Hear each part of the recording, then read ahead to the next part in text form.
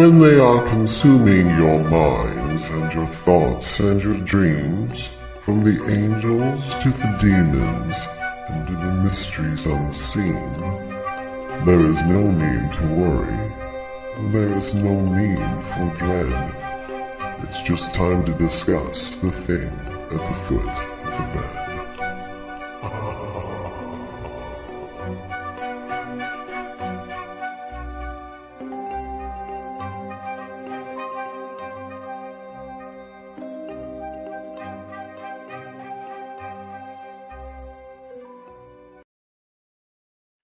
Good evening, and if you're just tuning in, you are listening or watching UFO Paranormal Radio Network. Sorry, I'm trying to share this right now. There we go. UFO Paranormal Radio Network, and it's being broadcast on 105.3 and 107.7 out of the beautiful city of New Orleans, Louisiana.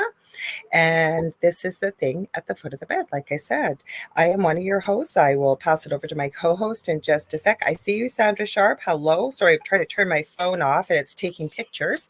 My name is Lorilei Potvin. I'm a Canadian spiritual medium, a crystal Reiki energy healer, Akashic Records practitioner, spiritual teacher and mentor, registered nurse. I'm working on animal communication, a budding one, I guess, and well-versed in the paranormal and near-death experiences. I'm also a host of my own show here on the network on Monday nights called The Angel Rock from 6 to 8 p.m. Eastern.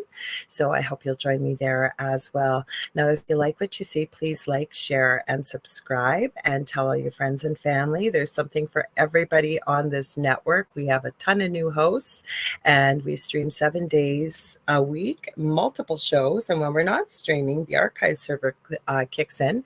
So we're live 24 hours a day. And the archive server randomly picks shows over the last 25 years that you can listen to or watch. And yeah, like I say, there's something for everyone here. Now, as you can see, we're saying hi to people. We've got Case in here from Sri Lanka. We've got Kathy Hanley Little. We've got Howie Odell. We've got tons of people. I see Dave's chatting and saying hi to everybody as I'm babbling here. Don't forget that this network also has its own TV channel. We are on Roku. And if you'd like to watch that, we stream the thing at the foot of the bed here on Roku. Until the end of the month, I will be streaming The Angel Rock over there and giving it a try as well. If you want to find that and watch it on your TV, you can head over to the channel store on Roku. You're going to look for UFO space P as in paranormal. And there's a drop-down list, and you're looking for the third or fourth one down, and it says UFO space paranormal and United Public Radio. And that's us. And many of the shows on this network do stream on that channel, so check it out. There's some great content, great hosts, great shows. Yeah, I think I remember. I'm forgetting something. I know what it is, but I'll remember as Dave introduces himself. Go ahead, Dave. Hi, everybody. Hi, Deborah, Sandra, Kassan, Kathy, Howie, everybody else who's popping in. Hi, Gabby. My name is David Hanzel. I am a spiritual medium. I am a channel. And if you want to know more about me, you can just go to my website, thewhispertome.com. That'll be easier than me naming off everything. I hope you guys are all doing well today. I know what I forgot. I forgot to tell people, if you're listening, because 80% of our global, we stream in every country in the world, United Public Radio Network or UFO Paranormal Radio Network. But if you want to join in the conversation, because we can see the comments, don't forget over on Instagram, you're hearing me, and we're live over there on my Instagram profile. I can't always see the comments, so I try and switch back and forth, but thank you for joining me. We had a few people last week. People are starting to catch on. We're streaming live over there now. What you have to do is you're going to head over to UFO Paranormal Radio Network, either on Facebook or YouTube. We're streaming on Dave's The Spirit Experience YouTube channel, and I think in your group still, right, Dave? Yes, ma'am. Okay, and I just shared it. That's what I was doing at the beginning, because StreamYard does not like to play nice with my profile on Facebook, so I just work around them. So now I stream it before we go, just as we go live. We're streaming on Canada's Most Haunted, obviously United Public Radio and UFO Paranormal Radio Network and places like that. So if you head over there, we can see you, and we love if you guys have been to the show before, as many people here have, except Polly Miller said it's my first contact in the bedroom. She said, I like that. I like that. Welcome to our bedroom. That's Polly Miller, and Nicole Thomas Ryan is here. By the way, we had an EVP last week during the show, and I have had some insane paranormal activity in my own home. If you know me, you know what I have gone through in my previous home. And apparently, after consulting, just sort of sharing my experience with friends that are very, very gifted psychically and mediumistically, have all told me independently the same thing. Somebody sent this to us. If you can believe that, they sent it. So, yes, you can send nasty things. Now, I believe when it's all energy, that there's a price to pay when you do that. So whoever sent it, I have a pretty good idea who did. Goes back to them. Just remember there, and I don't mean I'm not nice, but remember everything's energy. So anyways, this person knew what they were doing. And yeah, it got a little scary after the show. We had the EVP. We talked about it a little bit last week, Dave. And after the show, my partner, Dell, and I went out about 12:15 in the evening. So early morning, I guess. We went out for a fresh air break. And at that time, it was -20 and very cold. Today, I've been wearing this. It's unheard of weather here like that where I am in Canada, but it's beautiful and it's raining. Anyways, we went outside and we went to go back in. And as Dell tried to open the door wouldn't move. And I remember he was pushing against it and he goes, "Dog, move." I said, "Well, first of all, don't push like that in case it is the dog. Second of all, it's not the dog because the dog would move. We have a big German Shepherd." And I said, "Stop." I said, "If you can get the door open a crack, take a look." And there's an upstairs. We live in a townhouse. There's 3 floors. There's a picture, giant picture from his mother hanging at the bottom of the stairs, right next to the front door. That picture has never moved, never. And what does it do? It falls perfectly behind the railing. You know, we have railings on a stair, and wedges itself between the railing and our front door. So Dell had to break the door in. He didn't hurt the door, but the picture, I can't say did so well. And after that, I said, no way, this is too much. We had too many other things going on in the last day and a half before that, which we talked about last week. And I said, nope. So I went and blessed the house, cleansed it, did what I need to do, top to bottom, used Palo Santo, and ushered it out the door. And I do work with a team remotely. I think it's a good idea when you deal with this stuff, even though I do it myself. I have a team I work with, so they popped in to have a look, and whatever was here was gone. Now, I don't know if it was me. I don't know if it knew they were coming and took off, but it was 2 nasty, nasty things that were here. So there are nasty. I've got 2 things to add to that. One, I was going to say I got all excited because my guide is, talking to me all the time, and he said, "Palo Santo," and you went, "We use Palo Santo," and I said, "Why the Palo Santo?" The negativity doesn't care. I know why. Yeah, I know why. It doesn't care for the sweetness. It doesn't care for all those things. He's going on and on about these things. That and for people who are listening, I am a very strong believer of this. No matter what spiritual thing you practice, or if you're in the spiritual community, there is a rule that applies, and that a rule is whatever you put out comes back to you threefold. So be careful what you put out. If somebody did happen to do that, they're most likely going to get it back a lot. I have 4 independent people, and I wasn't consulting different people. They're friends of mine. And when I asked them, each one of them told me the same thing. This was not coming from you guys. This was sent to you. So, and I'm going to mention a little bit about that. So what people don't realize, and if you follow the Angel Rock, I've said it many times on the show, I believe the most power, if everything is energy, which I believe it is, and our words, our thoughts, and our emotions are some of the most powerful energy sources we have. That's why I believe love is the most powerful emotion on the planet. The thing is, right, if you're angry, and for whatever reason, and I don't know of anybody that's angry with me, but we don't talk to everybody. We go to everybody in the world, right? I've always said people don't always think love and light things. Sometimes you can send things unintentionally, and there are people that can.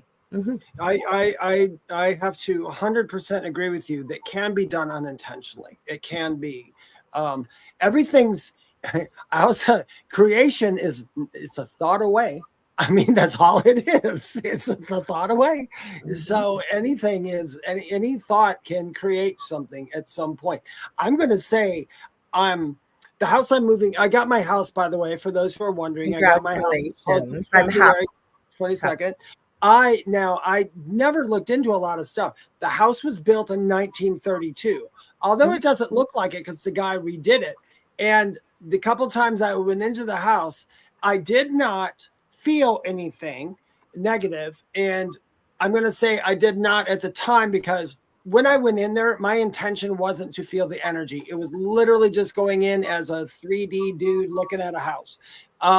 There was something upstairs. I remember one time I was sitting up, when I went out the second time, I went upstairs because the first time I was a little, because I thought I would put my bedroom up here. And then I thought when I got in my car, I had all these other thoughts about putting it up there. And I thought, well, that's just silly.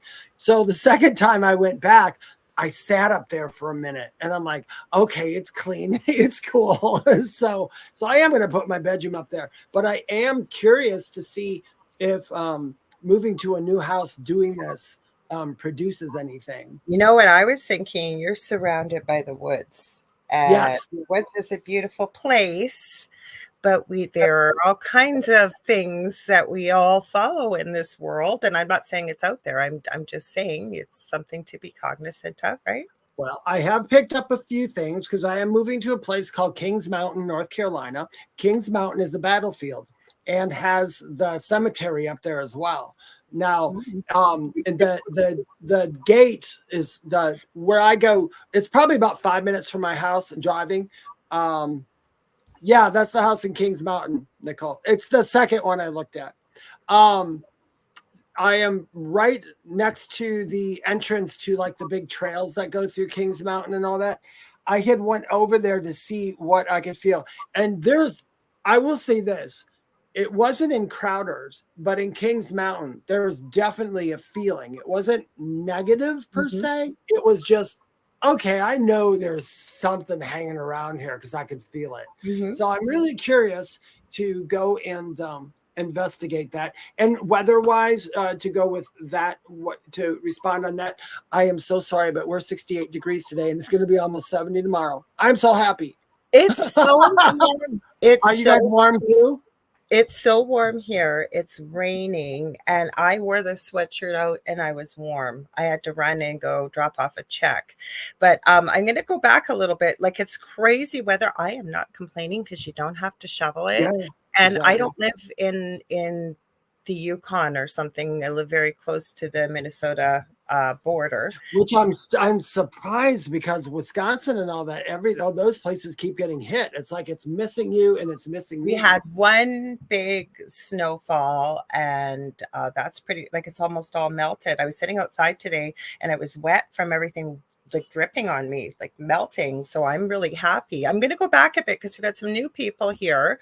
And I wanted to thank Polly Miller because she said about being the first contact in the bedroom, in her bedroom, but she said she loved when I was on Roger and Faye's show. Well, thank you. I enjoy being them. They were on our network. They've chosen to go back to their previous platform. They're still great friends of our network and lovely people. So thank you. But there was a new person I noticed here. Anson Lai, so welcome. He said UFO. I think when I was talking about what was at my house, yes, I have had those experiences, as has Dave. Herbert Lopez is here too. So hi. Hopefully I didn't miss anybody. Go ahead, Dave. Sorry. No, we both agree on the whole UFO phenomenon. That's something we both go, yeah, UFO. Yeah, that's all. That's all. Well, I was thinking though, about what we could talk about that we hadn't talked about. We'll see what people feel about it. And if you guys know this, my show, The Angel Rock, and this show are very audience participative. And you know what, Dave and I have planned whole shows, and you guys want to go in a different direction, and we are more than happy to do that. So we were talking, and something came up in my feed. And as you know, I've mentioned before, I follow true crime. Going to give my two favorite channels a shout out. Surviving the Survivor with Joel Waldman, has his 84-year-old mother who survived the Holocaust, co-host with him from time to time. Great channel. The other one is, what's that? That's very cool. I love It that. is so cool. They just wrote a book together and they're narrating the audiobook and going on a book tour. He used to work for big news stations and very professional. His wife does the background stuff. We're asking for her to come and camp. Just a beautiful, beautiful lady. Not that it matters, but I mean inside and out. So hopefully she'll join him sometime. And then my other favorite channel is Grizzly True Crime with Gisela K. She's from South Africa. She lives in the Netherlands. I swear to God that woman must have cloned herself 10 times, both of them with the amount of work they do. But anyways, I watch a lot of YouTube. I'm cleaning and purging my house and organizing. And the Chris Watts case came up in my feed. Now, I've looked at it quite closely. Roger, he says, Ola, sorry I'm late. Were your ears ringing? We were just talking about you, Roger. All good, of course. Roger, that's who Polly was talking about, Roger and Faye. Anyways, back to the Chris Watts case. And I don't know if any of y'all have looked at that case. It's very tragic. It happened in Colorado.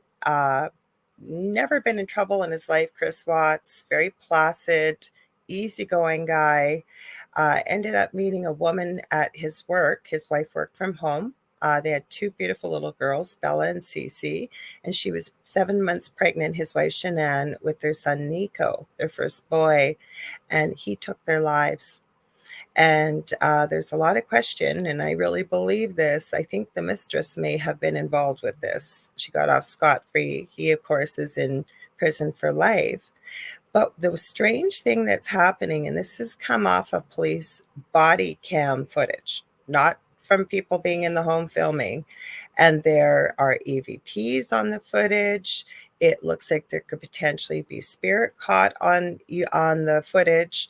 There have been neighbors that have called and seen the lights going off and on. The lights didn't work anymore because there was no one there to pay the power bill, and reports of a woman walking back and forth. There have been all kinds of things like that. So you had a bit of a chance to look at it, right, Dave? I did. I watched a bunch of it, and I have to say this. I think that they captured some really good evidence on the things. Unfortunately, of course, I came across one YouTube person who did this and made the whole thing to be, of course, scary everything. But I sat and I went down a rabbit hole, Lorilei, because I believe that the energy is there. I believe those are real EVPs for the most part. And some of it I questioned a little bit, but for the most of them, I believe that they're there. Although compared to what some saying in my conclusion after looking at it, and I didn't conclude at it forever, I'm just saying my conclusion as of now is I believe it to be more residual energy. You're reading my mind. That's what I think it is. And you know why I came to that conclusion, Lorilei? Because I went down a rabbit hole, talking to my guides and talking to everything. And I'm like, tell me this. I'm like, why would a spirit who was like a child who was, offed in that house come back and giggle? And why would mom keep going back and forth? And then I started to go down a rabbit hole researching, see what other people thought and all this other stuff. And then it's like, you know what? It's and my guy came back and he said, because it's residual. He said there were happy times in that house. There were many happy times in that house. So they're picking that up. They are picking that up. Okay, but let's stop there just for a sec for residual for people that don't know. I forgot to mention an important part. The reason why I thought we'd talk about it is because apparently Chris Watts has put a book out and he's talked about having conversations with his wife. She's visited him there and the little girls. But getting back to residual for people that don't, we started the show talking about everything is energy. Yeah. And when something tragic happens, the land can hold that energy. A house can hold that energy. And residual. It doesn't always have to be traffic, though. It doesn't always have to be traffic. I know. I was getting there. Okay. Oh, okay. But I know particularly when something has been tragic, okay, there's a lot of emotion with that. There's a lot of negativity with it when something tragic happens. And you're right. That's where I was going. It doesn't always have to be tragic. But I could see why, like exactly what you said, there's been many happy times.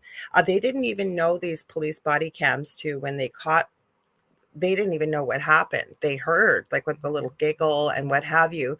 They didn't know what had happened. They were just searching for the children and Shanann because they were missing at that time. There's been a lot of strange happenings with it. And we got to remember too, right? Where attention flows, energy goes. And I mean, I was shocked. I took a look at TikTok before we came on here. The amount of people that are still going to that house. Like, I understand if you're standing, you visit and you respect the property, maybe leave a prayer, or, people have left teddy bears or stuff for the children. But I mean, one girl on TikTok was right up at the door with her face in there filming it. And I thought, oh my God, how disrespectful are you? Yeah. And then there's been a new family that has bought the home. The home just sold in the last few months. Now, somebody was talking to me about this last night, and it said they had seen a video claiming the family is claiming paranormal activity. I was not able to find anything to that effect. If anybody can or does, please feel free to share it. But you said something really important, Dave. I don't think this is scary, creepy, paranormal, and there was a lot of good times with this house. Now, with the residual versus an intelligent haunting, like the EVPs, the 2 times that I have from my home, I was always cautioned never to interact with what was in my home. But I called into a friend of mine, Jason Bland, and a friend of Howie's, I know. By the way, I should mention Howie has the Rift Nation Network. Please check it out. He's also got the Orion Effect. And that's actually how I know Howie from years ago. I did call into 2 of Jason's Halloween shows. In 2017, 2018, Jason and I were on the same network, not this one, a different one. And we had 84 hours straight of paranormal radio. It was called the Spookathon over Halloween.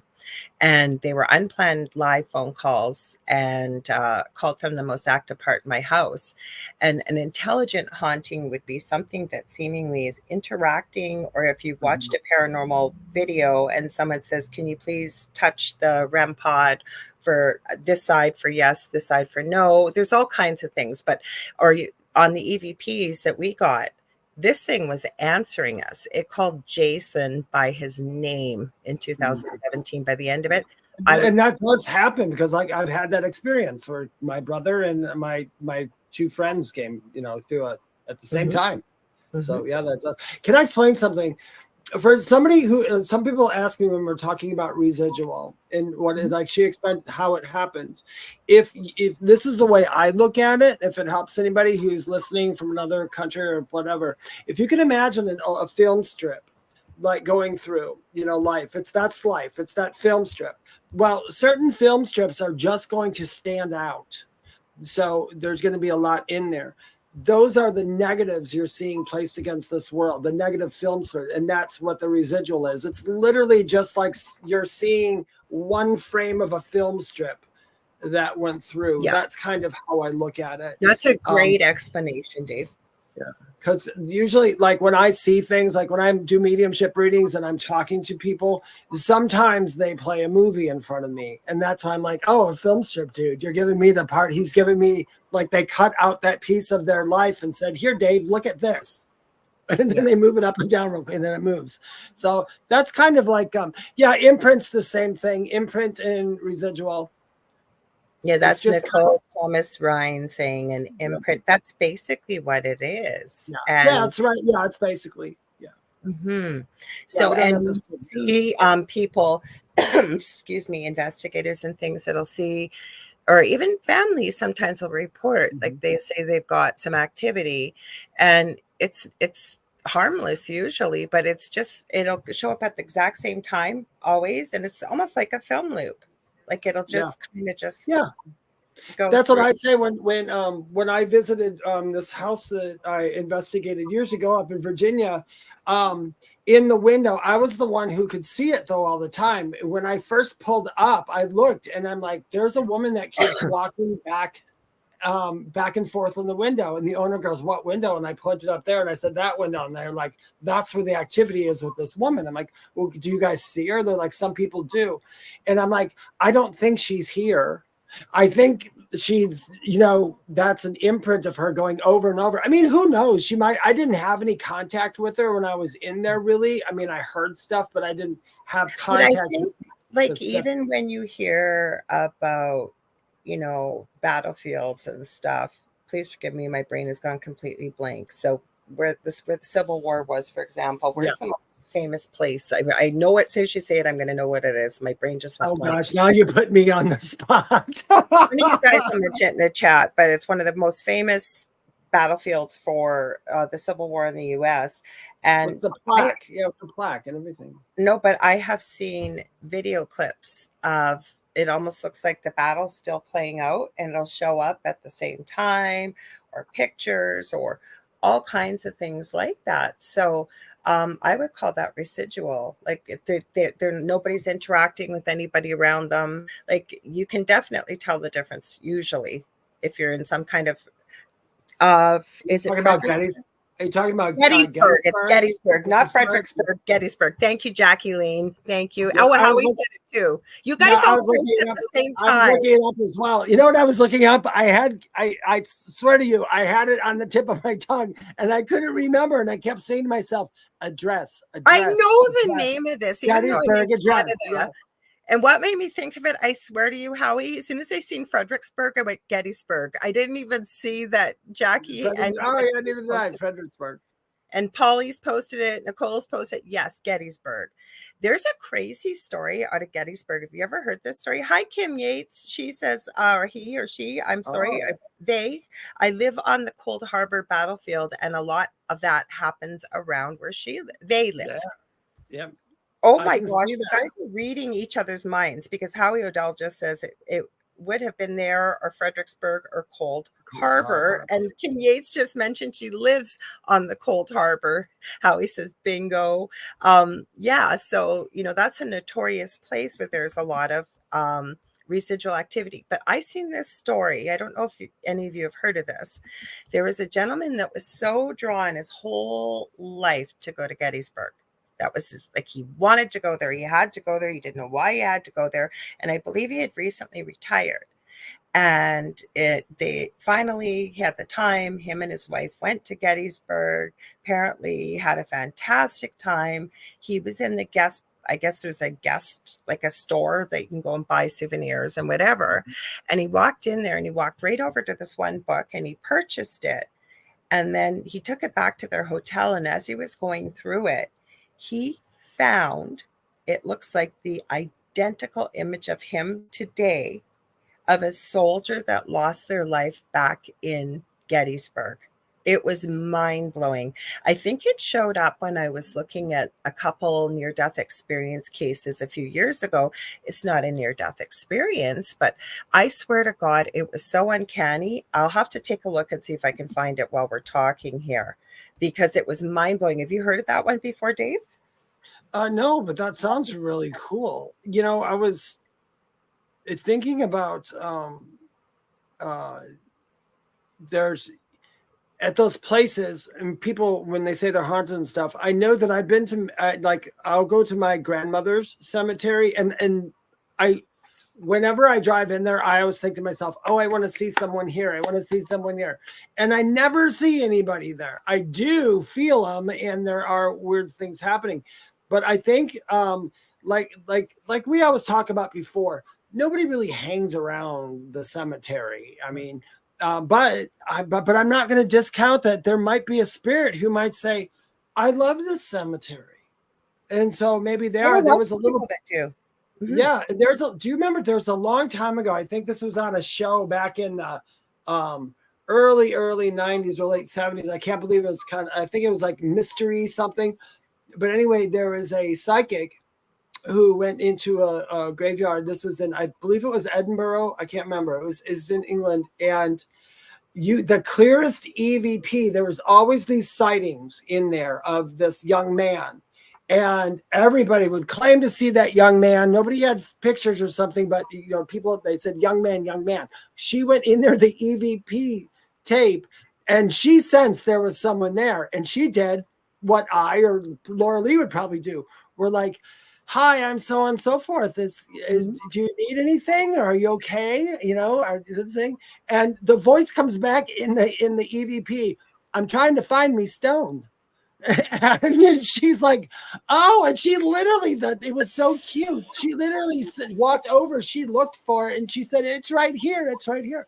I don't know if that solved anything or if she bought that, but I think graveyards can be haunted, not necessarily by a spirit trapped there, but by residuals, imprints, or like I said before. I mean, I think it would be kind of cool to be in spirit and visit a graveyard. For me, if I'm the same way I am after I go, it's because human nature fascinates me, and I want to see how other people grieve. So I might want that. You know, it might be good for humanity to come back and go, you know, there's really nothing to grieve about. These people know it. They know everything's okay. So who knows? I think that having worked in palliative care and worked with grief quite a bit, and I always say there's the 5 stages of death and dying by Dr. Elizabeth Kubler-Ross, and I always say it should really be called the 5 stages of loss, because it's pretty well been shown through research and study that when we lose something, we go through 5 different stages, right? Even if we've been given a terminal diagnosis, and there's things like bargaining, anger, disbelief, things like that, right? I can't name them off the top of my head. You can look them up. It's 5 stages of death and dying. And we go through this when we've been given a terminal diagnosis and say we only have so many months to live. And I don't know about y'all, and I always say, you know what, even though you're a medium, it's so difficult to talk to your own loved ones because you are in those stages of grief. And I always say to people that, yes, even if you know and you believe, like we do, that we go on forever, who wouldn't choose to have their loved ones beside them, right? Yeah. Mm-hmm. It's denial, anger, bargaining, depression, and acceptance. Mm-hmm. Yeah. And some people, I've actually seen people skip these some stages. Well, no, but you don't follow them the way they're listed. There is no right or wrong way to grieve, nor is there a clock with grief, right? Yeah. So, you know, and it's so awful. And I know people think they mean well when they say things like, I know what you're going through, or, you know, somebody that's aware of the 5 stages. You know, we don't follow them in, like, first we're in denial, and then we're in this, and then we're in that. No, it's just something that Dr. Kubler-Ross had noted and made study of. And I think it's part of human nature with grief, right?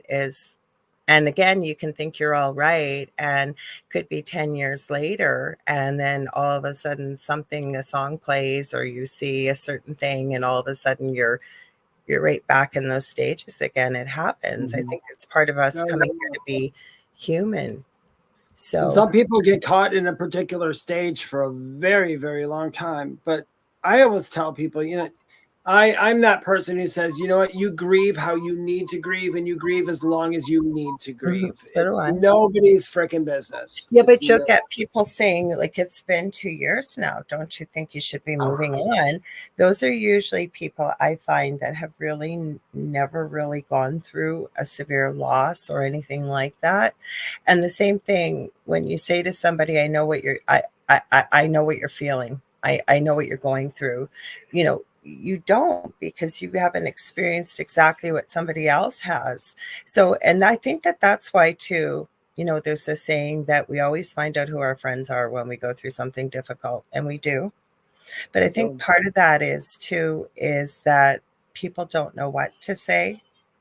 So we weren't planning on going here, but just for anybody that might need to hear it, you know, if it's going to be uncomfortable, there may be some uncomfortable silences. So the best thing you can do, because I've even taught my eldest son this, is when somebody passes away, you're usually in such shock. And that's when all your friends and your family come around, and they're there to support you. But it's the time after, when you start the real grief process and you're on your own and people don't know whether to talk about the loved one because is it going to, upset the person that's there? They don't, or they'll say, if you need anything, let me know. And somebody I don't know well, I have typed that as well.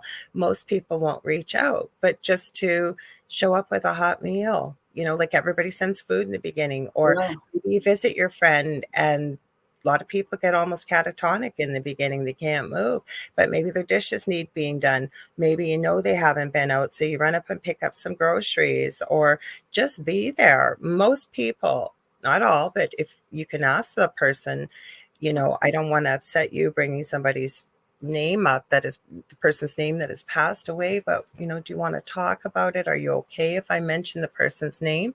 You can ask those questions. You just even have to think for yourself, what would you want? Because I've seen a lot of people who feel like it's like it never happened. People totally avoid the person's name after they've passed. And I don't know, what's your thoughts, Dave? I think it is such a personal experience because two people could know the exact same person, and that person could pass away, and those people are going to grieve them differently just because it's from their perception and everything. I think it's very hard to say stuff to people. There are people that if I know somebody had just passed, I'll usually just say, I'm just sorry for your loss, and I'm there if you need me. Same thing Nicole Rom said. And it's like, and I'm there if you don't need me. I'm totally cool with it. I always think when someone's grieving, if they don't specifically tell you what they want, the best thing you can do is just be there in their energy and just kind of share it with it. And that's it. You don't have to say anything. You don't have to respond to anything. You don't have to do anything except just sit next to them and be there. And that goes for anything, I think. Like Kathy Hanley Little says, each person goes through it differently. And they do. Just like you said, Dave, two people can know a person and love them like a close family, for example, and everybody's going to process it differently. Nicole says, I say to people now, there are no words. I also say, I'm here if you need me. And that's true. But say it's a really close friend, and they may say, I just want to be alone, and that's okay. But I find a lot of people won't reach out, right? So again, you don't want to be a pain in the butt, but why not pop by? You would have if that's something you would have done before. They would have went through this and pop by. And if they don't want to talk, just be there. Or you find people, and again, I don't know all the answers, but really looking at this and studying a lot about this, I always say if my back improved, and it's such a terrible name, but I would definitely look into becoming a death doula. I feel very passionate about this. And, a lot of people have said the best things people did when everybody was gone, the close friends that weren't afraid to be there with the uncomfortable silence. They just showed up with groceries or showed up with a meal, or if they were in the home and the person was really having a rough day, like the dishes maybe needed being done or throw a load of laundry being thrown in. And they said they appreciated that so much because their grief was so heavy. Yeah, they didn't know what to do. But there's things in life we still have to do, right? But yeah, the one thing I say is you never say to a grieving person, it's been this long, you should try to move on. No. You need to go away. If they need to do it the rest of their life, it's their life. Let them do it however they need to do it. The other thing I will say, though, that if it has been a fair amount of time and you're noticing that the person is in trouble, they're really losing a lot of weight. Yeah. They're not eating. They're not looking after themselves. They're in a deep depression. It would be okay if you knew the person well enough to say, hey, how long's it been since you've been to the doctor? Or, maybe you might want to look into something like that, or, counseling, whatever it may be. Sometimes support groups help. Again, it's a fine line to walk, but if you know the person well enough that you can say that, and you've noticed that their health is suffering, that would definitely be a time to intervene. I believe my grandmother on my father's side, when my grandfather went first, she had strictly made it very clear to everybody, now that he was gone, she had no reason to be here anymore. And she died very soon afterwards. And some people ask me, can people will themselves to die? And I'm like, I don't know if you're literally, it all depends on how you look at it. But if somebody is gone and you're just like, I don't feel I need to be here anymore, I just really don't feel I need to be here, you'll start succumbing to whatever. And that's what happened to her. She started succumbing to bowel cancer that she had pushed off to the side all this time because she was not about to leave my grandfather. So she didn't even have the sickness until after he died. And I have seen people will themselves to die. Yeah. They feel they have no reason to be here, as well as, and you can look this up, everybody, there's research out there proving that there are physical manifestations when they say you have a broken heart or you've died of a broken heart.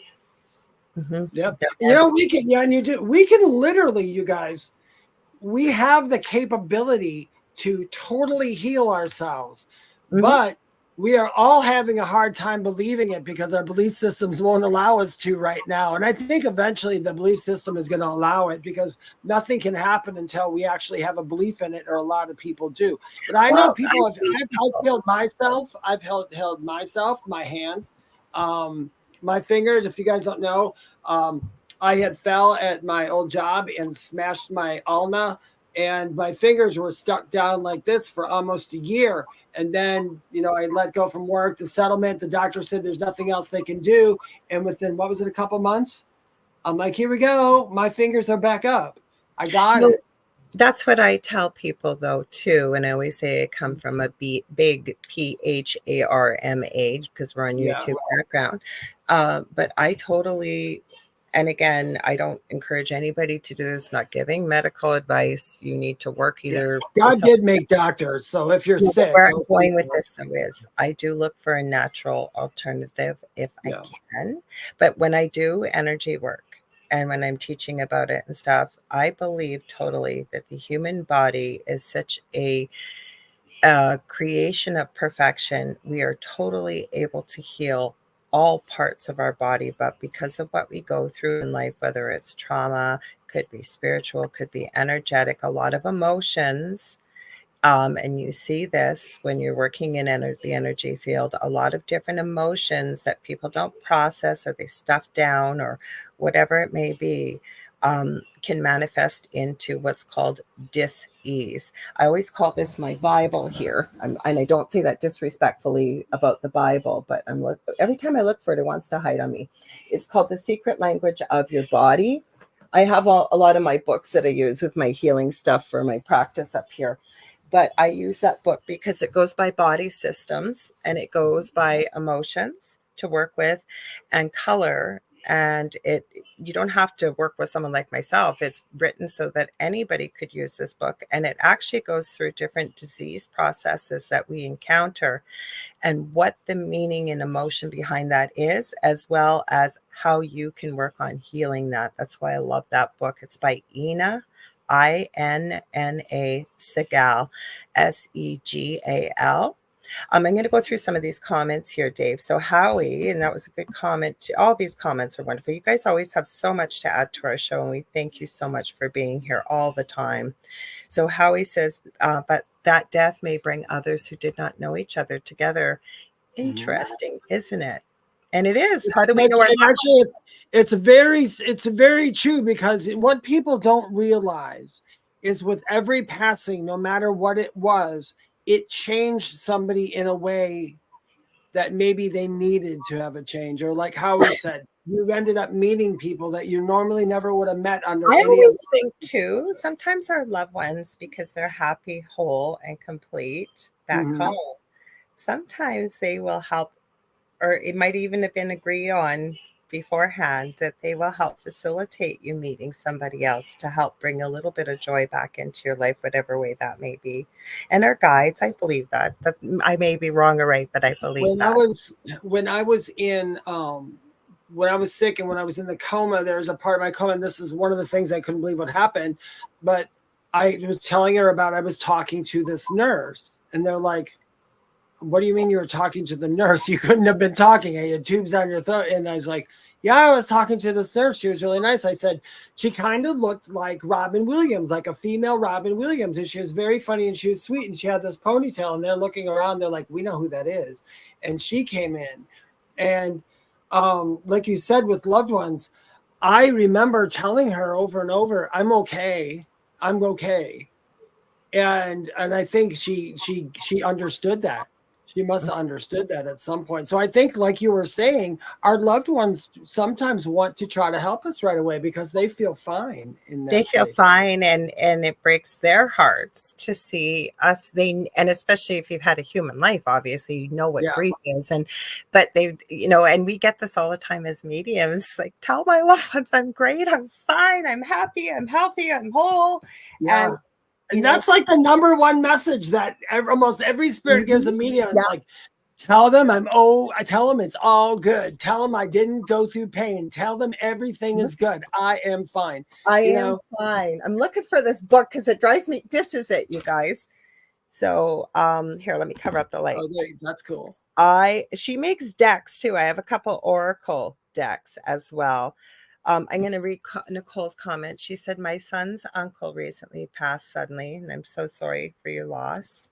And she said, and unexpectedly. She said, so I've just told my son and his grandmother I am here and I will give them the time they need. And that's beautiful, Nicole. That's perfect. I think that is like absolutely something perfect because, when anybody can. I'll Facebook you there, or anybody who's on Facebook, welcome. We can't see your name right now, but wherever you're watching this from in whatever group, if you look straight up right above us there, you'll see a link for StreamYard. All you got to do is click on it, say yes, and then your name will show up. But if you don't want your name to show up, it will not hurt Lorilei and mine feeling. Or you can always type it after your name. I usually highlight it, but I'm a little higher up in the comments because I'm going through them. So I love that you put this in here, Nicole. You said also grief therapy helped yourself. Thank you for sharing that because it really can help to be able to talk to other people that are going through something similar.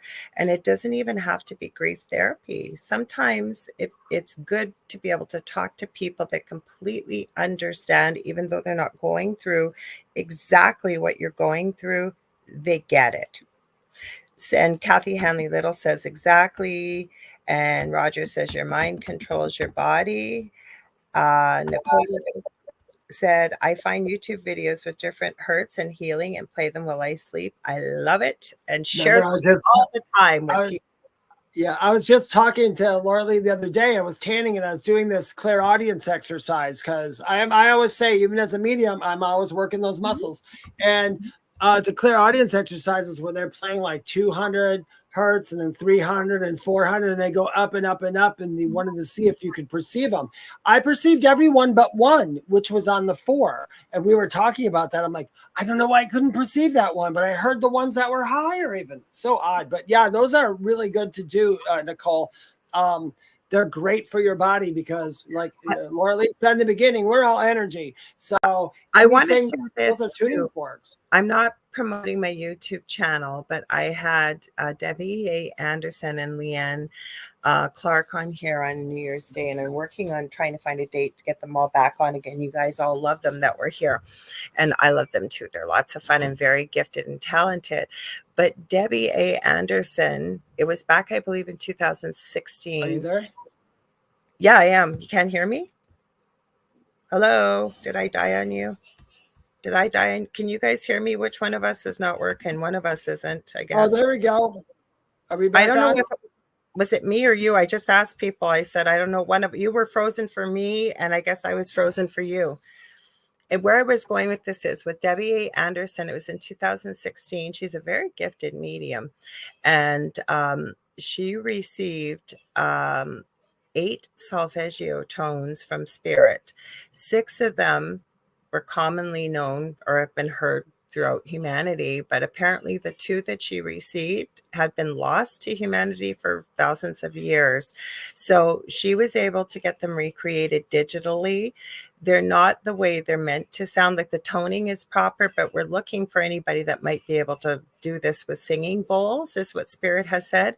That is pinned at the top of my YouTube channel. It's actually on the under the video section, and you can use those tones. They're about 9 minutes long. You plug them in, and it should help with healing. It deals with different aspects of whether it's physical, spiritual, all kinds of things. So if anybody's looking for a bit of healing, they're free of charge, obviously. Yeah, so and even just the tones, even like cats, if a cat lays on you and purrs, a cat's purr can literally fix things. So I'm not sure who this is. I'm going to go back up to Kathy's question. So I forgot to mention, but Dave just mentioned, if you come up as Facebook user, we'll just highlight you in the bottom of the left-hand corner, just so you know.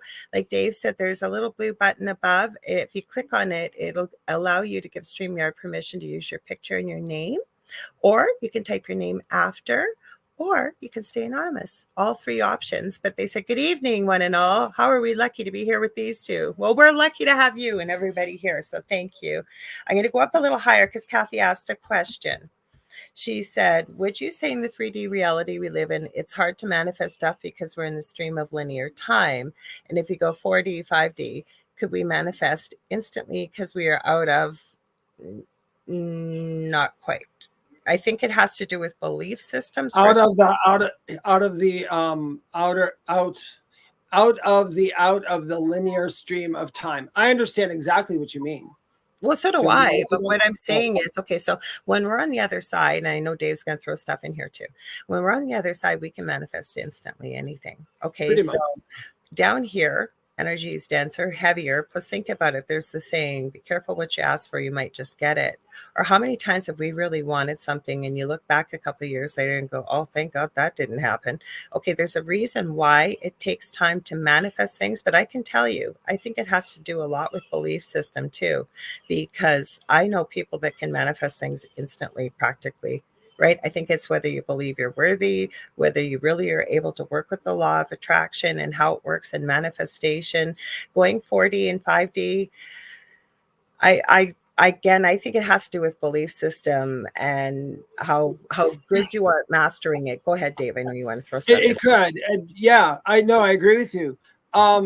For me, like the 4D, 5D, most people are actually in. We're not going to. Well, that was Kaysen. Please forgive me. Sorry, I want to throw that. I said Kathy. That was Kaysen. Please forgive me. Sorry, Dave. Go ahead. Yeah. I didn't mean to So off. we are, from as far as I know, the 4D and the 5D, there are a lot of people who are thinking in 4D now. I know Lorilai's thinking in 4D. I'm thinking in 4D. It's just a form of consciousness and we can see stuff.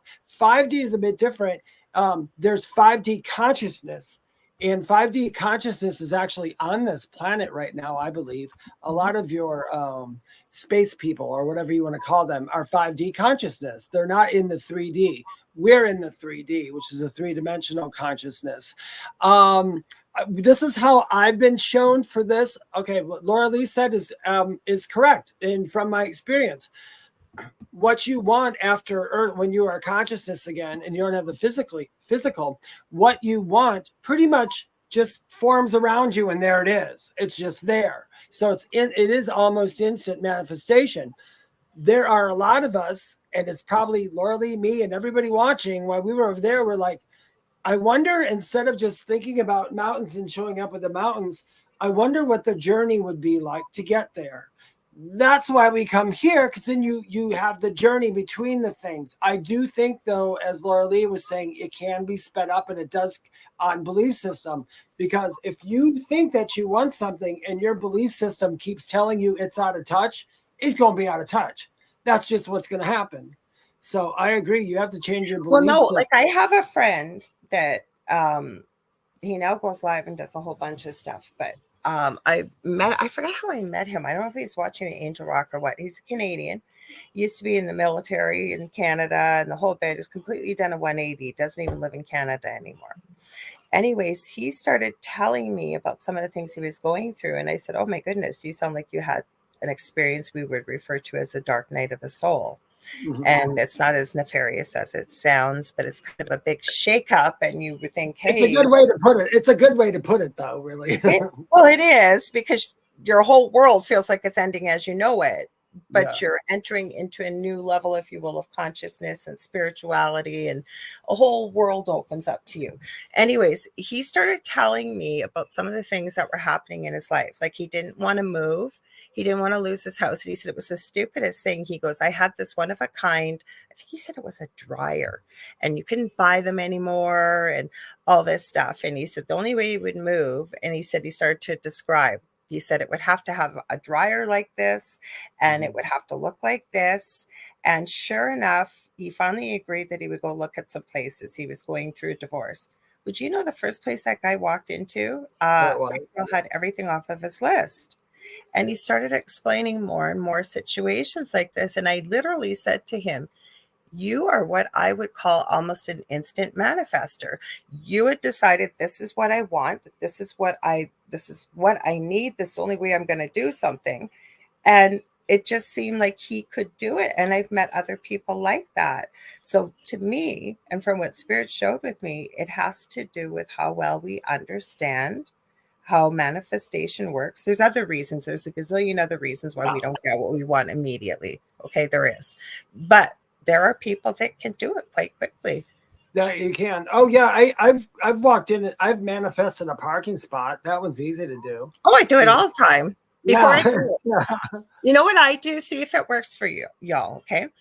And I've done it for years, is I say before I go, I do have a handicap sticker. I don't tell people I am a chronic pain sufferer. I walk with a cane. I'm not telling you this for pity or anything like this. I love my life and I'm grateful for everything that goes on. But sometimes there aren't parking spots. If I don't need it that day, I don't use the sticker. But I will say to Spirit before I go, and it's usually the angels, and I'll say, angels, if it's possible, could you please find me a parking spot close to, or whatever it may be? And it happens a good portion of the time. When it doesn't, and Spirit has shared this with me, there's a reason why it hasn't happened. I may not know the reason. Maybe my car would have gotten hit if I was in the spot closest to the door. I don't know what it could have been, but I accept if it hasn't happened, there's a reason, because it does work. Hey, Dave, it does. I know it does. Yeah, it can. Yeah, it can work for big things. I mean, it's always been the best thing is to go ahead, think about it, know exactly what you want, paint that perfect picture in your mind, and then let it go. Let it go. Because if you try to make things happen, it doesn't work. It doesn't work. You'll never get to it. But if you just let it go, the universe can go, oh, we got you. And they'll start getting you towards there. I mean, that's what I find, and I know you've met people like this too, and this is no judgment, because my heart breaks for them, is they want so badly, stupid dog hairs every time we go live. Sorry, guys. They so badly want to be able to connect with Spirit and to be able to hear their guides and to be able to do this. And the harder they try, the worse they get frustrated, and it doesn't seem to work for them. Because I truly believe if everything is energy, energy is meant to flow. So you have to be open to it. You have to just release it, right? And when you are absolutely 100% right. When you try to force it, it's literally like a wall goes up and it just won't work. And then it's almost like a vicious cycle, because the harder you try and you don't see the results, the less you begin to believe in yourself. I've had people say to me, well, then I guess I just can't do this. I guess I'm not capable. Do you know, even when I do mediumship readings, I always, when I start, I go into, I guess what you could call the observer mode, which I have to. All I do is observe the things and I wait for it to pop up, and then it just does. So it's kind of going to the same thing. Sometimes you have to know what you want and let it go, and then it'll happen. A lot of us. I've seen that. Actually, it's so funny we're talking about this. Again, I'm cleaning, so I'm not really choosing my videos. Maybe I shouldn't say maybe. I know they're choosing the videos for me. And it was about manifestation. And it was a quick short, and somebody was talking about how the best way they could describe how the law of attraction and manifestation works. They said that when you go to a drive-in restaurant and you leave your order at the little box, right? No matter how specific or whatever, you trust and you know that when you drive up to that window, It's that going to you're be there. going to receive what you've ordered. You don't sit and fret about, oh my God, is it going to happen? Oh my God, is it going to happen? You're not going to order it 100 times to make sure it's there. And yes, sometimes things get a little screwed up, but they can usually be fixed. You know, it can be fixed. But where I'm going with this is when we want something, and you kind of said this, what made me think of it, Dave, is you put it out there, put it out with positive, you know, if you can, an emotion or feeling. Or I always tell people, you know, say you want $1 million and you don't have $1 million, you're not going to want to know what that, you don't know what that feels like, but you know what that joy and that happiness and that gratefulness feels like from other experiences. And that's how you attach it. Exactly. And, you know, and if what you're thinking about doing with it, you know, your intentions with it, all that other stuff is just going to bring it closer and closer and closer. And use other senses, I find helps. Writing it out. Yes. Having a picture reminder, right? It helps and it works because you're just adding more energy to it, right? That's right. Yeah. You are so absolutely right. Because I was explaining to somebody the other day when they asked me, why do you talk out loud when you talk to spirits? Because they said, sometimes I can't, I'm at home. And I'm like, well, if you're just at home talking to your loved ones, you can talk to them in your head. It's all good. For the same reasons Lorilei just said, I speak to mine out loud. I probably wouldn't have to, but I can tell you this much. Because I put that in the physical, because I proclaimed it, it feels like I can hear everything back a lot better than if I just thought it. So like you said, you know, saying stuff out loud, saying you want something, painting the picture and doing whatever is just going to bring it to you. I wanted to mention, because it kind of flows into Kathy Hanley Little's comment here, and I love what she said. She said when her husband passed, and I remember his name, Bill, and I'm so sorry for your loss, Kathy.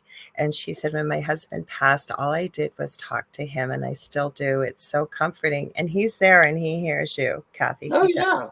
Mm-hmm. Yeah, like I said, I do the same, Kathy. You know what, Kathy, preach that to people. Exactly. You got someone you're missing, you walk around that house and you have your conversation, because I keep telling people until I'm blue in the face, nobody freaking dies. They're just not in front of you at that moment. But everything is heard. Now, the people that I know personally when they pass and I talk to, like my brother, it comes through all the time, but I don't get the same messages from him how I get them from other people's spirits, which is really odd. It comes in differently because otherwise we would second guess ourselves.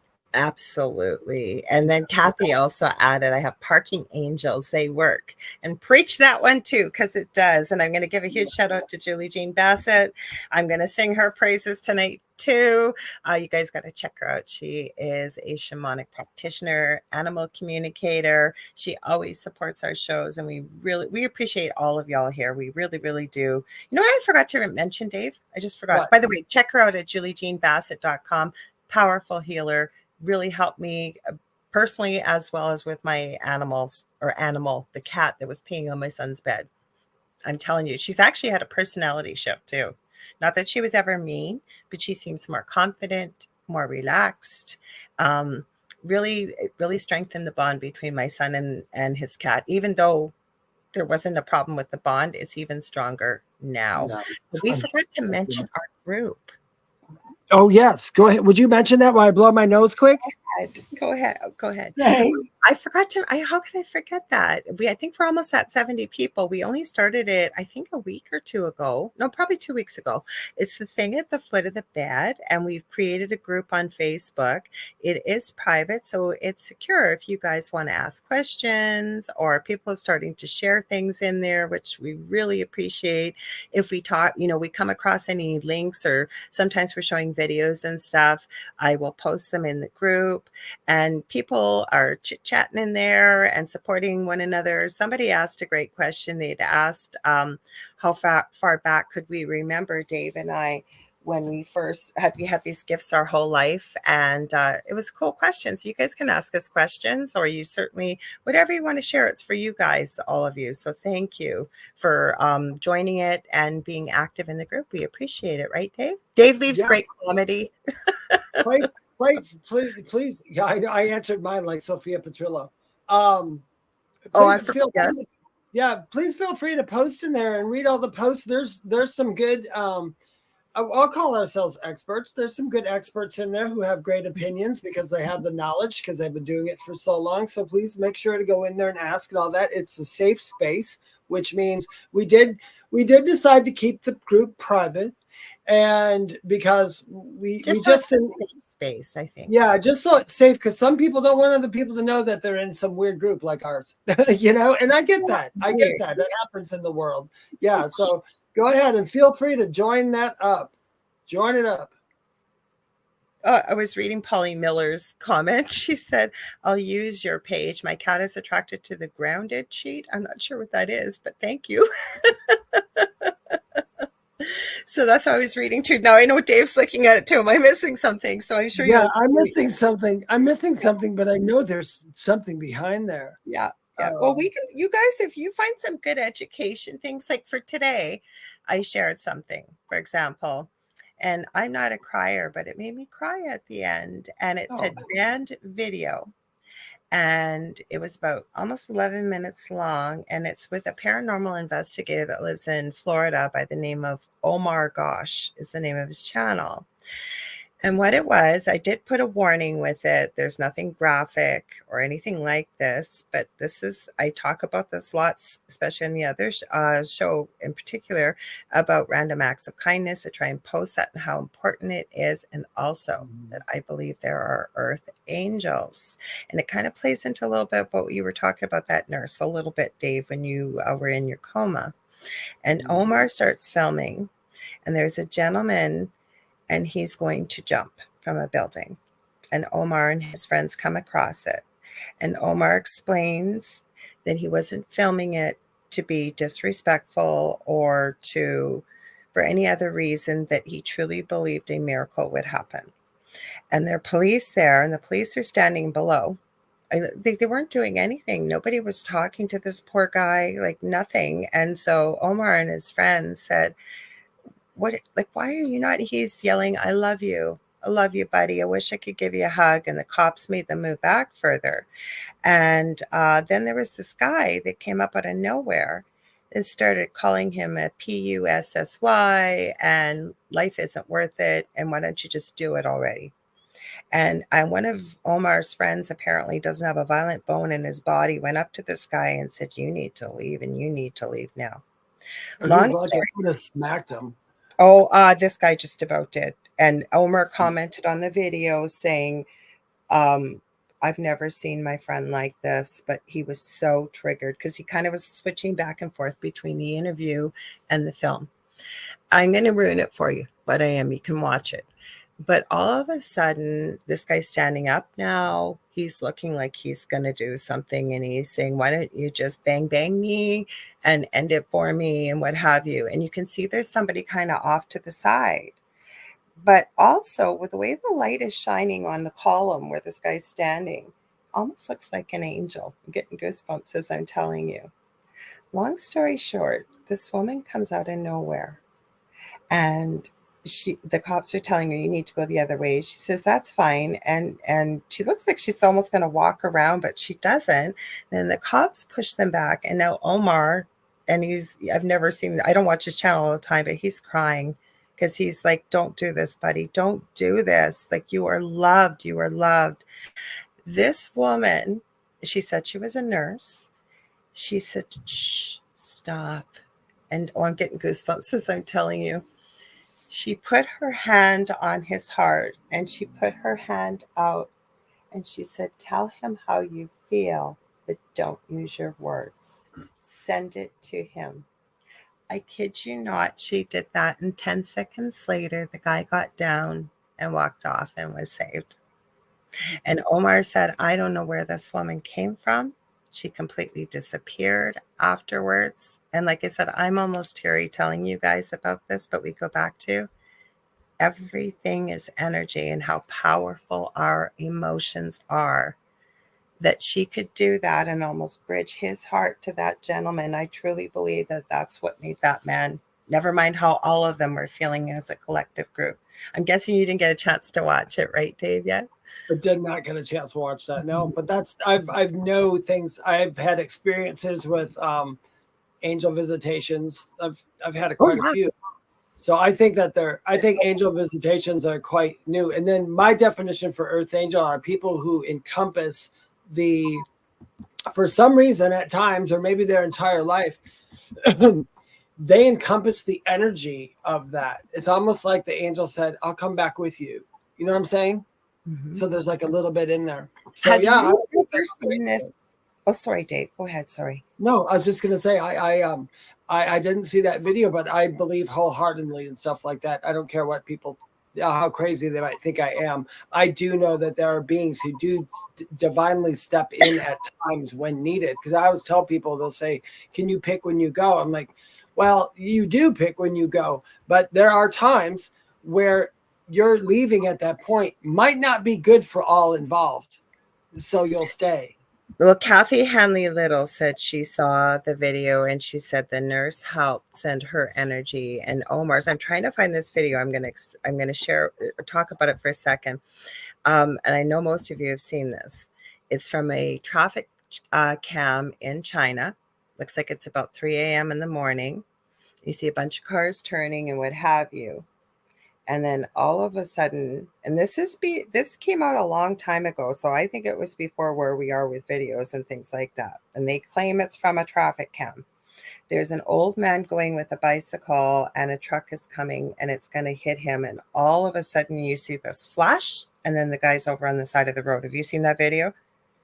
I've seen ones like it, but yeah, I could see where something might like that happen. Just see this person has a hoodie on, walks off camera. I don't know what it is, but I'm going to say, is it real? I don't know, but I have seen other ones like it. Yes. In this day and age, I think we've got to question so much with the way technology is, but I saw that video about 15 years ago. Same as I've looked at videos of, they say angels are caught on camera. Most of them, I don't think so. But there's one that, again, caught off a security camera. I want to say it's in Thailand, I think. And it looks like a light comes flying down. It looks almost like the outline of an angel bending down. And then it shoots right back up and people are running over to see what it is. Have you seen that one before? Yeah, I've seen ones like that. I was going to say it's probably... It's weird how people describe stuff, and I get it. We have to label things. Human beings love to label things because that's how we know them. Yeah. But I did see stuff where they said, we got to ask people when they put in this angel came and did this, because I thought, well, what denotes an angel to you? Because a lot of people post, oh, this is the angel, they did it. Like you said, some of the ones not so good. It's always one with wings and all that stuff. Or flying around in the sky. Yeah, I've never, in my entire lifetime, I have never seen them with feathered wings. But that doesn't mean that because they don't have them. It means because our perception. Yeah, they appear the way you expect how it would look. Sometimes when people say, I have this video of this angel doing something, it's like, it might have been a spirit. We don't know if it's always an angel, but that's the ones, like Lorilei said, when they purposely make sure you can see an outline of like dove wings or whatever. Sometimes those are very real. I'm a firm believer that they do come here. I'm a firm believer that they do help people out. I'm also a firm believer that they can't stay because the fact that their energy is too strong for that much.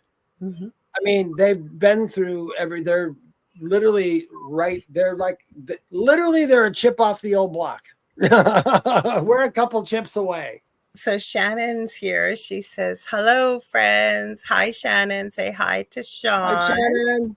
So Kaysen shares, I thought you were asking, could such a thing happen, Kaysen? Sorry, about what we were talking about, but he shared this. He said, recently I dreamt my mom.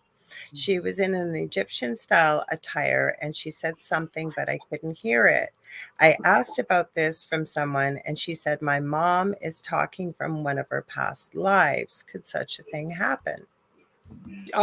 I personally agree that can happen. Listen, when our loved ones come through to us, even like Lorilei and I, we don't always see the loved ones exactly the way you saw them before you leave. Sometimes I see them very much younger, or sometimes I'll see them and they'll be old, and then all of a sudden I'll look again and they're young, and I'm like, okay, are you the same one?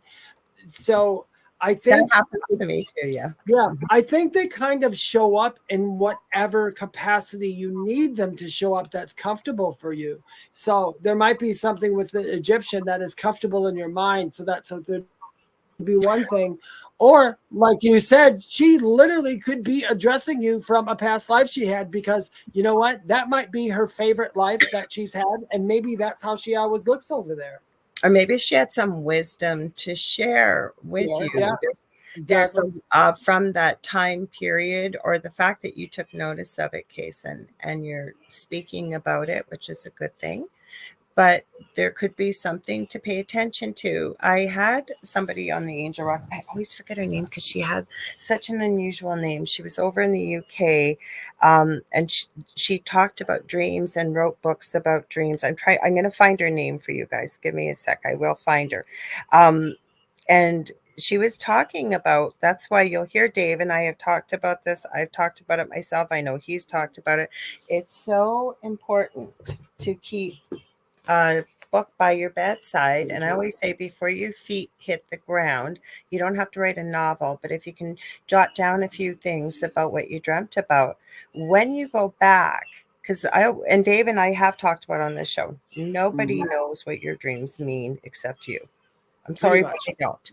So there's nonsense dreams. There's dreams that are just getting rid of, if you will, the cleanup. Release dreams. Those are release dreams. There's Astral also, dreams, no, I was visitation dreams. no, but there's also the amount of information that we take in the daytime, right? So the brain needs that rest time to file away what's important, what's not important.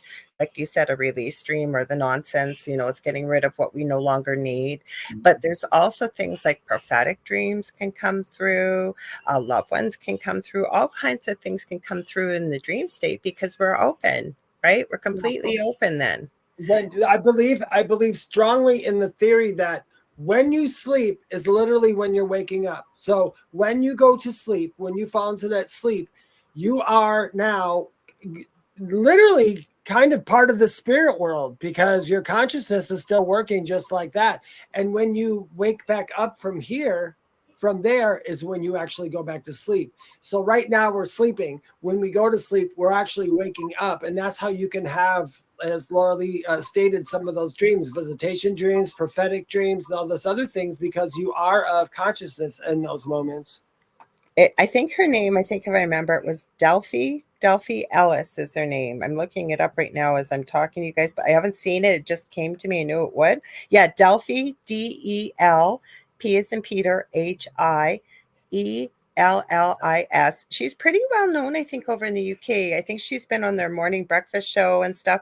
And she's written some books about dreams and how they can help you. And I've also had Lana Sackwild on before too, and she has she teaches you about lucid dreaming and how to, like, when she was on the things this girl has done, she had a major addiction problem. She got clean, and she's quite young. I think she's under 30, and she decided to move. She's originally from the UK, has no British accent. She was living in the US, decided to go to Japan. She learned to speak, she claims, and I believe her, fluent Japanese through her use of lucid dreaming. The things this girl has done, she has created her own multi 8-figure, I think almost 7 to 8 figure business. She's an amazing lady. But where we're going with this is a lot of information that comes through in your dreams. So what I was going to suggest to you, Kason, see if it'll work before you go to bed. Ask your mom to come through again with the message that she gave to you when she was dressed up, like you say, in the Egyptian attire. See if she can come through and pass that information. It may come through in another character in your dream. Yeah, I was gonna say, or just be open, like Lorilei said, just be open, like you just wanted to come through, because I guess, like Lorilei said at the end, that becoming another character could be totally possible. I mean, I kind of think, I don't know if it would work like that for everybody, but if we literally said, this is how I want you to come through, it might not mean as much to you than if you just say, just come through. Mm-hmm. Yeah, that's what I Yeah. said. Just come through and see. Yeah. And so Kaysen says he loves Omar's TV channel. Well, he had a really good series I kept talking about this summer, and it was called Alone, I think. And he got all of YouTube's bigger paranormal investigators stay alone in a notoriously, seriously haunted location alone and film it. And what happened was pretty interesting show that came out, needless to say. So Herbert says angels at work. And then hang on, I'm going to go down here. Julie, I wanted to comment on this. She said, unfortunately, I never seem to remember my dreams. And I don't a lot either, unless they're really Julie? profound. But what I was going to add is that keeping the dream journal, plus if you do not get enough sleep, is what I found out. And I don't. I only sleep about 3 or 4 hours a night if I'm lucky. Sometimes you don't get deep enough into the sleep phase to be able to remember your dreams as well. What were you going to say, Dave? Sorry. I was going to say, no, that's my fault. Miss Julie Bassett, I don't know if you want to know about something. I drink mugwort tea. Which I have drank mugwort tea for over 7 years now. You have to be careful with it, though, Dave, because it can be toxic if you don't take it in the right way. It's dream tea, and you can look it up. You can literally buy it anywhere, but I usually buy it from Amazon. I buy organic. The only thing that happened to me, side effect, is for the first week, I remember a week or two taking it, I woke up with like a NyQuil buzz. Like I didn't quite get enough sleep, but then that turned around and went away. Now it knocks me on my butt, you guys. 30 minutes after I drink that stuff, it knocks me on my butt. And I do remember most of my dreams because I was like you. I didn't, you've tried mugwort? I don't think it works in a sachet. I put mine in a French press, and it might not even work for you because we're different people, so it might affect you differently than me. I could be wrong, but what I keep feeling and hearing is that you may not be sleeping long enough to get into the dreams. That's part of it. Yeah. Mm-hmm. Mm-hmm. I think that's a big part of it. Julie, I put mine, I take a French press, and I put my loose stuff in the bottom. I pour in boiling hot water, and I let it steep for a couple hours. I press it down, I put it in the fridge, and every time I go in the refrigerator to get something to drink or whatever, I take a huge swig of it. So for me, it works really good. Some people be careful because, look at like Lorilei said, it's whenever you're taking, whether it's holistic or not, monitor yourself to see if you get any side effects. Because I know some people who drink mugwort get a stomach ache. Mm-hmm. I do not. For me, it's like water. It's just nasty tasting water is what it is. But I love mugwort as far as a holistic thing. I would be careful with it. Oh, that's it. Julie says, I kept hearing that. I've done so much research. I've done so much research. Says I wake up several times during most nights. Yeah. So I don't know why I heard that from Spirit. Like it's not something Julie told me that she doesn't sleep a lot or whatever. So I want to answer this right here. Where is it? Shannon. Do you guys have a TV or something on? It sounds like birds chirping. No, but I can hear my son's TV, so I apologize if you can hear that because I can hear it. He's supposed to be quiet. Oh, but I hear that too now. Now that he said that, now I heard the birds chirping. Okay, you can barely hear. Gotcha. It's not birds chirping. He's got something on because I can hear him, and he usually knows to stay quiet. He's probably slipped his mind because Mom was in a hurry to get here on time and didn't get a chance to remind him. Sorry, my adult son has autism, so please forgive me. It could be very well what you're hearing. So Jackie says they used to have dream temples. Mm-hmm. Yeah, you go back through history and you look at some of the cool stuff they used to have and what they did. That you could get into First Nations. They have a sweat lodge. I know of the culture here, which is a mixture between Ojibwe and Cree, mostly Ojibwe, and sweat lodges. Lots of interesting things can happen. You're not really sleeping in it, but very profound experiences. Again, you got to be careful when you get into naturopathic and homeopathic stuff. So I would always say, if you can work with a homeopathic or a naturopathic practitioner, probably better, or make sure you talk to somebody who has used these type of things and works with them, because everybody's body is different. So Absolutely. you got to be careful. I always see you guys, we get talking and then I don't get a chance to tell you. I'm supposed to tell you every hour. So if you just tuned in, you're listening to The Thing at the Foot of the Bed with David Hanzel and myself, Lorilei Potvin. And it's being broadcast to you out of the beautiful city of New Orleans, Louisiana, and on 105.3 and 107.7. So thank you for joining us on UFO Paranormal Radio Network, also known as United Public Radio Network, or just good old UPRN. So, so it's interesting. Oh, so Shannon says valerian root or passion flower also works for sleeping. Yes, it can. So can melatonin. Mind you, I'm finding that I don't know if they're making it weaker or what, but most people I talk to that use melatonin nowadays, it seems like it does not work very well for them. Have you heard that too, Dave?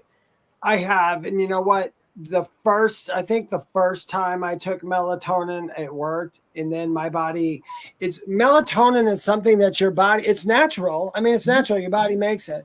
But I think sometimes that extra, I think maybe we become immune to it. You know what I mean? I don't know, because I used to take it back in the day when my kids were little. It doesn't work for me at all right now. It used to work every night within 20 minutes for me. But most people I talk to nowadays, I don't use it anymore. I don't have time for sleep. Plus, it's too hard to lay still for 8 or so many hours. So, and then, Julie feels, and it could be very well why. Melatonin only works if you're deficient in melatonin. Interesting.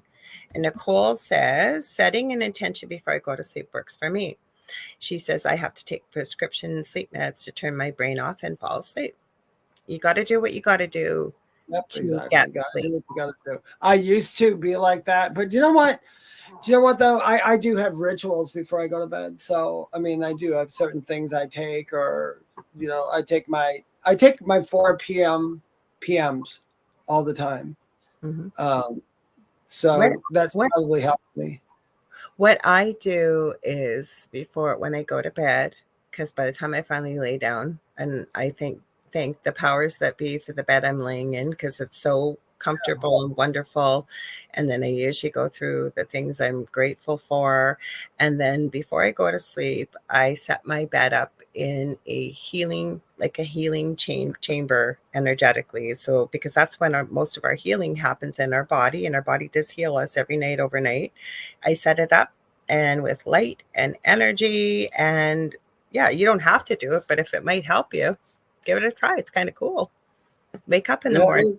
Mm-hmm. Yeah, it's whatever works for you. I heard of that one too. Mugwort just works for me, and I take it because it doesn't affect me. Because it might somebody though, because you shouldn't. By the way, anybody who does want to try mugwort, please do not take it if you are pregnant without consulting a doctor. I don't care what it is, whatever you ingest into your body. If you have another little fella in you, make sure you know what you're putting in there. I know it can be toxic to some people. I think it comes from the nightshade family. And before people get all freaked out about that, potatoes come from the nightshade family too. Yeah. So, Kathy says melatonin doesn't work for her. It keeps me up. I've heard that before from some people as well. This I had not heard of before. It's galantamine. Yeah, is supposed to help people remember their dreams. I've not heard of that before. Galantamine. Yeah, I guess whatever it does, or like Nicole, really, if you set an intention every night, eventually you're going to pick up a habit. Remember, it only takes 7 times to make something into a habit. I get what she's saying. One of my children, I swear to God, from the time he was conceived, that kid never slept. I swear to God to you, I never slept for the first 2 years that child was born. And he is an adult now, and he has the exact same issue. He is an empath, and we've talked before, Nicole. And I believe you are as well, but you've shared. Not that I'm outing your information here. I'm saying it for a reason. There's nothing wrong with being an empath, but I find that it's very hard, at least my son has shared, to turn his brain off. Like, and yes, even trying to set an intention, right? It's everything's running when it's quiet. And again, yes, habits can be formed after 30 days.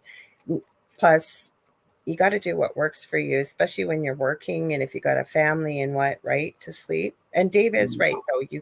You can manage it eventually, but you got to do what you got to do to cope. Because you got to do what you got to do, because to not sleep, I've had the problem. So I sympathize with your situation, because I went years and years and years and years. I don't know why all of a sudden I can sleep, but I'm on a regular schedule. I mean, like tonight when Lorilei get off here, we'll shoot the crap for a little bit, maybe half hour or so. And by the time we get off, I make one phone call to my mom. I will lay down in my bed. I will be gone till tomorrow. That's just how it goes all the time. Mm-hmm. So where was I? Sorry, we got lots of good comments here. So hi, Diane Brighton. She says she gave us a nice little happy wave. And Nicole says, my brain goes through the entire day with a fine-tooth comb. Yeah, that's what my son shares of what happens with him. And it might just be how you're hardwired, and that's okay. And if you're able to cope and get some rest right now, I think that's what's most important. Especially, you know what, Nicole, you do a really special job, and I know you've shared it on here before, so I feel comfortable saying this. You work with little ones, and that requires a really special gift, I think, and a lot of patience and love. So good on you. You got to do what you got to do. Hello, Marshall Martin. Oh, is Marshall here? Did I miss him? Hi, Marshall. Sorry. He says, I'm going to go back to Polly's comment in a minute. Raw plant, vegetable enzymes for dreams and psychic development. So that works for you. Good. And it can work. Mm-hmm. It does. Yep. I'm a vegetarian. So it does work for me. It doesn't work for all people though, but it does work. So Polly Miller says, my friend was in EMS in the hospital. He witnessed the spirit shoot up from a former patient. And that is very interesting because I am a nurse. I've hurt my back. I can't physically go back to nursing, but I use my nursing every day. And I am writing 3 books. And my 3rd book, I am collecting stories from mainly nurses, also from anybody that's a first responder. And it was Julie Jean Bassett who had mentioned this to me, I think when she was a guest on one of my shows, that what about a death doula? And she's right, because when we are there at the bedside, when we witness people transition from here, as I call it, going back home, we do see really incredible, phenomenal, fantastic things. Have you ever seen that? There is a phenomenon, and I can't remember what it was, and I'm so glad you brought this up because I think I'm going to research it tomorrow. There's a phenomenon where phenomenon. All right, so phenomenon where people have a shared death experience with their loved ones. Did you hear about that? It's like if you're sitting next to somebody and when they die, it's almost like for a minute, you just see what they see for a moment, like it hops into you and you do it. I think that is very cool. And I've heard more people say it's happened. I don't care if somebody says, well, science hasn't proved it. I don't care whether science has proved it because these people, I love science and I follow science and I'm a very skeptical person, but I do know that it happens. And I think, well, had I not died, I probably don't know how I would believe in stuff, but stuff like that does happen. Absolutely. I think being a death doula and watching the transitions over and participating in that transition is such a beautiful thing. We see so many incredible, beautiful, unexplained things that happen when people pass. It is absolutely incredible. What I was going to ask you though, there is a video that somebody took, and again, it could have been modified. I'm not sure, but it is of a life flight helicopter in the US taking off from a car accident. And as they're rising up, the person passes away. And you don't see it, thankfully, but what you do see is the most beautiful light shooting out the top of the helicopter. It was at night. Yeah, and it totally could happen that way. Yeah, I don't see why. I will never discount those. I'll discount the ghost story any day when I look at it. But whenever people have videos like that showing that, I don't dismiss them as easily just because I know. Well, the other thing is Kathy Hanley says she saw that. The other thing is a really good friend of mine, Augie Nost. He's talked about this that back, I believe it was in the early 1900s, there was a physician who did a research study. I don't know how he did it back then, but he had, I believe it was 7 to 10 patients that were very near close to death. And they were weighed on a scale with the bed before Yeah, and they said immediately they know. after. And I believe it was a 0.30 gram difference before and right after they passed away. And it led to a whole discussion of what Yeah, caused. they're still there. I guess they're still doing that stuff too. Is they're noticing sign.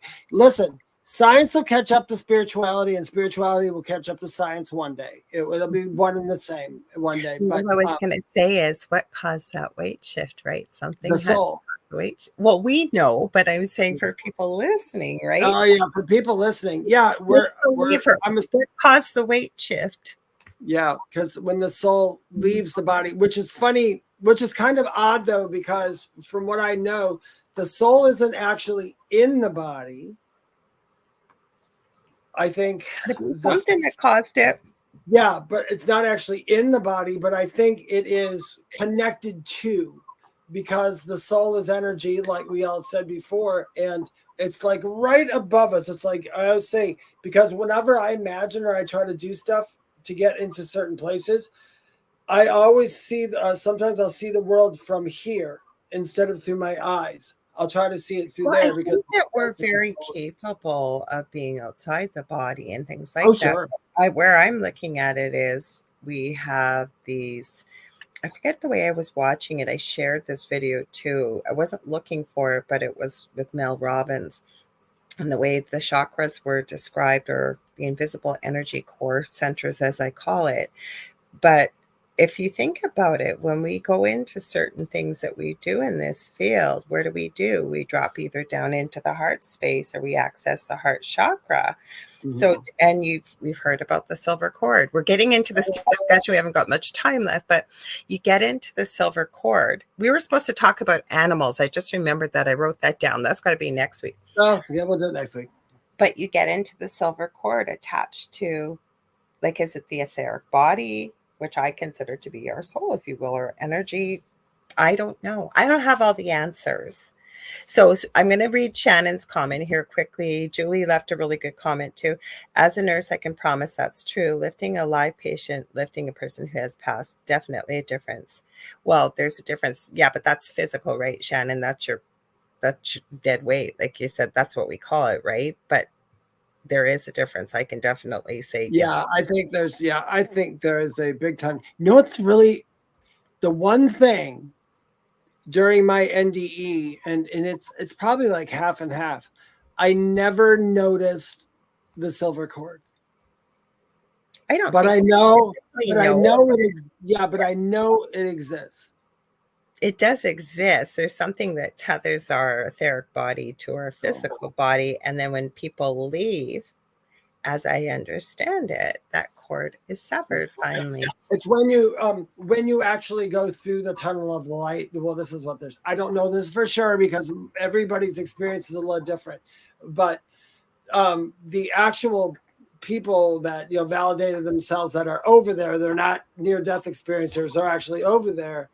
Had explained at times when they went through their tunnel of light, which is something we just all agree to see. I've had people talk about going through this incredible astral universe that looks there's all different ways people get back. There's literally, from what I know, there's all different ways for people to get back. It's not always the same way. We've talked about that before. Whatever your belief system is pretty much going to dictate it. Unless you have no belief system, then I believe it'd just be like waking up, like literally like when you wake up in the morning and you had a dream, you had a dream and it seemed real, but you're like, no, but this is me. So it's the same thing. When you finally leave here and go back over and you wake up, you'll be like, I remember that dream, but this is actually who I am. So Michelle says, good day here. Happy Australia Day. We've got so many great comments. I just remember we were supposed to talk about animals. So y'all, we'll have to remind us for next week in the group if we forget, or just put a little reminder on there. I've written it down, but I just remembered now. I wanted to read Julie's comment. Hi, Z Sun Dragon, or we got Kevin popping in from work. She said, one of the techniques I learned in my shamanic training is called Little Death, where you get to experience leaving your body. It was really cool. I think I've heard of that. Well, no, there's a different reason, little death in French, called petit mort, but it doesn't concern this. Doesn't concern this. After I thought about it, I thought, no, that doesn't concern this conversation right now. So you guys have asked some great questions here, but we are out of time, you guys. You guys always have, you know what, even when I do my own show, very quickly, I always tell my guests, make sure you please pay attention to the comments that I highlight in the questions, because our audience is so brilliant and asks the best questions, and they have so much to add to a conversation. So thank you. Go ahead, Dave. I just want to quickly comment on Kevin, which is Z Sun Dragon. Kevin's thing, peripheral vision goes around further to the back of head and astral travel. Bingo. Absolutely true. That is absolutely true. Everybody said, I know this for my near death, you could see behind you. So it was weird. Not weird. It was normal.